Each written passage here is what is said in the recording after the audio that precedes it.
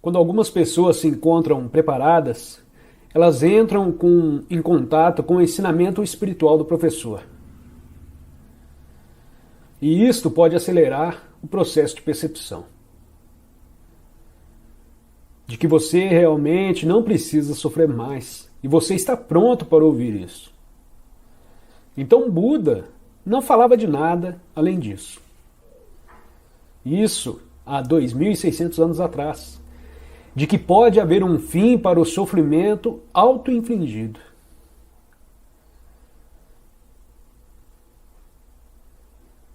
E quando você não mais inflige sofrimento a si mesmo, e lembre-se, são os pensamentos. Seus pensamentos fazem você sofrer mais do que qualquer coisa. Não é geralmente a situação. É a sua interpretação da situação, de quão terrível ela é. E quando você percebe isso, então você vê que há outra maneira de viver, na qual você não mais confronta aquilo que é. E esse é o fim do sofrimento auto-infligido.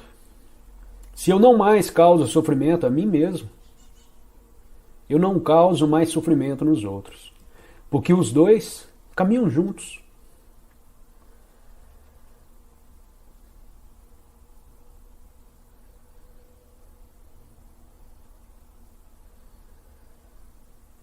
Vejam as suas vidas, as suas assim chamadas vidas. Se desmoronam e é doloroso. E nós não estamos negando ao não dizer que não é doloroso. É doloroso. Mas é uma chance, é uma oportunidade para as pessoas se aprofundarem e tomarem ciência de um fundamento, uma coisa a qual nós poderíamos chamar percepção verdadeira de proteção ou segurança, que não tem nada a ver com os aspectos externos de sua vida.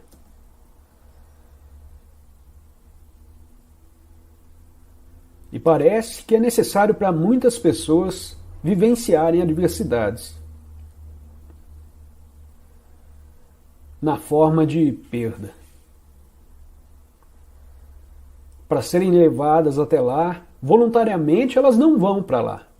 E nem todo mundo que vivencia adversidades chega até lá. Algumas são presas pelo movimento de reação e tornam-se profundamente raivosas ou dizem que isso não é justo.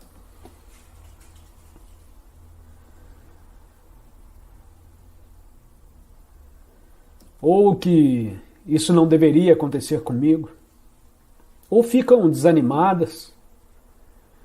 Eu não aguento mais. Ou você chora pelos próximos 5 anos. Você fica preso naquele movimento de reação. E você fica mais profundamente preso naquele padrão rígido. Mas existe uma chance de que você possa se aprofundar em si mesmo e abrir mão da busca por se identificar com qualquer forma em sua vida e de repente alguma coisa surge bem lá dentro que é cheio de paz. Você não consegue dar um nome para isso e de repente você toca alguma coisa que não sabia que existia.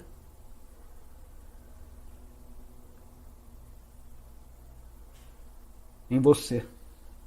Algumas vezes eu chamo isso de sem forma. Poderia chamar de espírito, porque o espírito é aquilo que não tem forma.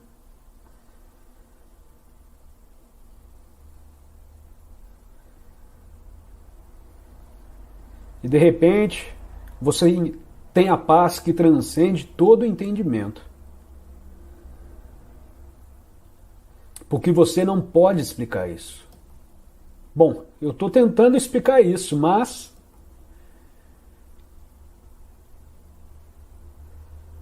é difícil.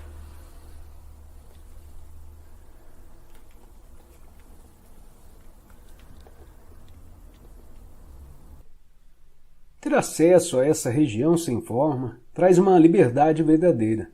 Ela nos liberta da escravidão da forma e da identificação com a forma. É a vida em seu estado indiferenciado, anterior à sua fragmentação em várias modalidades. Podemos chamá-la de não manifesto. A fonte invisível de todas as coisas, o ser que está presente em todos os seres. É uma região de profunda serenidade e paz, mas também de alegria e vida intensas. Sempre que estamos presentes, nós nos tornamos, de um certo modo, transparentes à luz. Passamos a ser a consciência pura que emana dessa fonte. Percebemos também que a luz não está separada de quem somos, mas constitui a nossa verdadeira essência. O não manifesto é a fonte do Ki, que é o campo de energia interna do nosso corpo. É a fonte entre o nosso exterior e a fonte. É a ponte entre o nosso exterior e a fonte. Situa-se no meio do caminho entre o que está manifesto, que é o mundo da forma, e o não manifesto. O que pode ser comparado a um rio ou a um fluxo de energia. Se concentrarmos o foco da consciência bem fundo no corpo interior, estamos traçando o curso desse rio de volta à sua fonte. O que é movimento, enquanto o não manifesto é serenidade. Quando alcançamos um ponto de absoluta serenidade, mas que apesar de tudo vibra com a vida, significa que fomos além do corpo interior e além do Ki, em direção à própria fonte, que é o não manifesto. O Ki é a ligação entre o não manifesto e o mundo físico. Portanto, se você concentrar a atenção profundamente no corpo interior, poderá alcançar esse ponto, essa singularidade, onde o mundo se dissolve no não manifesto e em que o não manifesto assume a forma do fluxo de energia do Ki, que então se transforma no mundo. Esse é o ponto do nascimento e da morte. Só quando a nossa consciência se volta para o exterior é que a mente e o mundo passam a existir. Quando se dirige para o interior, ela percebe a sua própria fonte e regressa ao não manifesto. Assim, quando a nossa consciência retoma ao mundo manifesto, é que recuperamos a identidade da forma, que tinha sido abandonada temporariamente. Passamos a ter um nome, um passado, uma situação de vida, um futuro. Mas em aspecto particular, já não somos mais os mesmos de antes, porque vislumbramos uma realidade em nosso interior que não é desse mundo, embora não seja separada dele. Do mesmo modo que ela não é separada de você. Adote daqui para frente a seguinte prática espiritual. Ao caminhar pela vida, não dê 100% de atenção ao mundo exterior e à sua mente. Deixe alguma coisa no interior. Já falei sobre isso antes. Sinta o corpo interior mesmo quando estiver fazendo alguma atividade de rotina, principalmente nos relacionamentos ou quando em contato com a natureza.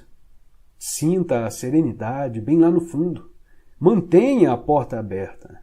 É possível ficar consciente do não manifesto em todas as ocasiões. Você sentirá uma profunda sensação de paz em algum lugar lá no fundo. Uma serenidade que nunca abandonará você, não importa o que aconteça lá fora. Você passa a ser a ponte entre o não manifesto e o manifesto, entre Deus e o mundo. Esse é o estado de conexão com a fonte. É o que chamamos iluminação. Não fique com a impressão de que o não manifesto é separado do manifesto. Como poderia? Ele é a vida no interior de todas as formas, a essência interior de tudo o que existe. Ele impregna o mundo.